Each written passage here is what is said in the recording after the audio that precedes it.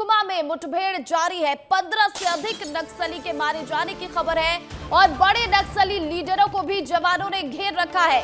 DVCM member Jagdish को मार गिराने की भी खबर है। अब भी मुठभेड़ जारी है और मुठभेड़ में 1000 से अधिक जवान शामिल है। डीआरजी और सीआरपीएफ के जवान यहां पर मौजूद है। सुकमा में गोगुंदा की पहाड़ी पर उपम पल्ली इलाके में सुबह से ही मुठभेड़ लगातार जारी है। तो देखिए, छत्तीसगढ़ के सुकमा जिले में बहुत बड़ी मुठभेड़ की खबर है और लगातार सुरक्षा बल के जवान यहां पर डटे हुए हैं और 15 से अधिक नक्सलियों को मार गिराया गया है। वहीं बड़े नक्सली लीडरों को भी जवानों ने घेर रखा है। डीवीसीएम मेंबर जगदीश को भी मार गिराया गया है, ऐसी खबर है। ऐसी जानकारी हमारे सहयोगी दे रहे हैं और अब भी ये मुठभेड़ लगातार जारी है। रुक रुक कर सुबह 6 बजे से ही यहाँ पर फायरिंग हो रही थी और उसके बाद ये खबर आई कि सुरक्षा बल के जवानों ने 15 से अधिक नक्सलियों को मार गिराया है और यहाँ पर बड़े लीडर्स भी नक्सली के मौजूद हैं जिन्हें घेर लिया गया है। मुठभेड़ में 1000 से अधिक जवान जो शामिल हैं, डीआरजी और सीआरपीएफ के जवान यहाँ पर मौजूद है और लगातार यहाँ पर मुठभेड़ सुबह से ही जारी है। तो देखिए, चाहे वो बीजापुर हो, दंतेवाड़ा हो, कांकेर हो, हर जगह पर बड़ी कार्रवाइयां हमने देखी है और अब छत्तीसगढ़ के सुकमा जिले में भी बड़ी कार्रवाई होती हुई हमारे सहयोगी संजय ठाकुर फोन कॉल पर जुड़ गए। संजय, देखिए, हमने देखा है कि जब भी सीएम विष्णुदेव साय दिल्ली दौरे पर रहते हैं, जब भी केंद्रीय गृह मंत्री अमित शाह से मुलाकात होती है तो उसके बाद बड़ी कार्रवाइयां देखने को मिलती है, चाहे वो कांकेर में देखने को मिला हो या बीजापुर में हो। अब प्रधानमंत्री और गृह मंत्री का जब छत्तीसगढ़ दौरा है तो इस बीच में एक बार फिर से ये बड़ी कार्रवाई होती हुई। बिल्कुल, देखिए, सीएम साहब इस बात को स्वीकार कर चुके हैं कि जब भी वो दिल्ली दौरे पे जाते हैं तो अमित शाह और पीएम मोदी उनसे पहला सवाल यही पूछते हैं कि बस्तर में नक्सलवाद के खिलाफ ऑपरेशन की गति कैसी है। यानी कि केंद्र और राज्य सरकार के मुख्य एजेंडे में इस वक्त नक्सलवाद का खात्मा है, क्योंकि 31 मार्च 2026 की डेडलाइन। और देखिए, आज अगर 29 तारीख है तो यानी ठीक 1 साल 2 दिन का समय बचा है बस्तर ही नहीं देश से नक्सलवाद को खत्म करने की उस डेडलाइन तक पहुंचने में। ऐसे में ऐसे ऑपरेशन और तेज होंगे प्रतिक्रिया, क्योंकि अभी भी ये माना जा रहा है कि लगभग 7000 के आसपास ऐसे नक्सली सक्रिय हैं इस पूरे इलाके में जो सीधे तौर पे नक्सलवाद से जुड़े हुए हैं।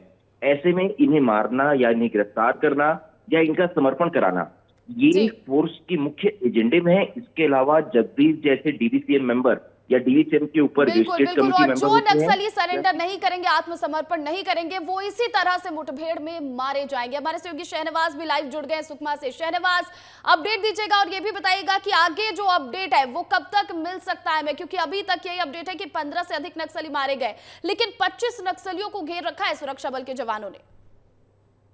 देखिए, मैं लगातार जो है मुठभेड़ के बाद इलाके में सर्चिंग जारी है और सर्चिंग के बाद ही बताया जाएगा कि कितने नक्सली वास्तव में मारे गए, क्योंकि अब तक जो सूत्र बता रहे हैं कि 15 से अधिक नक्सली मारे गए हैं, लेकिन ये अब तक खबर नहीं आया है कि अब तक जो है कितने नक्सलियों का शव जो है बरामद किया जा चुका है। अब लगातार देखने वाली ये बात होगी कि जब नक्सलियों को मारा गया है तो उनके यहाँ से ये बताया जा रहा है कि बड़ी मात्रा में हथियार मिले हैं, बड़ी जो जानकारियां हैं वो सुरक्षा बल के हाथ लगी है। लेकिन सबसे बड़ी बात यह है कि गोगुंदा जैसे इलाके में जब सुरक्षा बल के जवान वहां पे पहुंचे हैं, मुठभेड़ हो रहा है, तो क्या उस इलाके में जो नक्सली अपने आप को सुरक्षित महसूस करते थे? क्योंकि गोगुंडा के इलाके में पहली बार ऐसा हो रहा है कि सुरक्षा बल के जवान पहुंचे और नक्सलियों से सीधा लोहा ले रहे हैं और नक्सलियों को मार गिराने में कामयाब हो रहे हैं। डीवीसी मेंबर जो जगदीश है उसको भी उसके ही इलाके में मार गिराया है। तो कहीं ना कहीं ये बात सफलता की है। और दूसरी बात ये भी है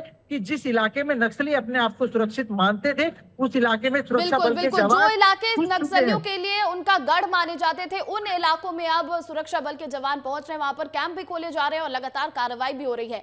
हमारे सहयोगी अनमोल तिवारी भी जुड़े हुए। अनमोल, देखिए, बड़ी कार्रवाई हो रही है इधर सुकमा में और इसके पहले हमने दंतेवाड़ा में भी देखा है, कांकेर में, बीजापुर में, हर जगह लगातार ये कार्रवाइयां चल रही है। तो जैसे जैसे बस्तर बदल रहा है वैसे वैसे छत्तीसगढ़ की तस्वीर भी बदलने वाली है। अब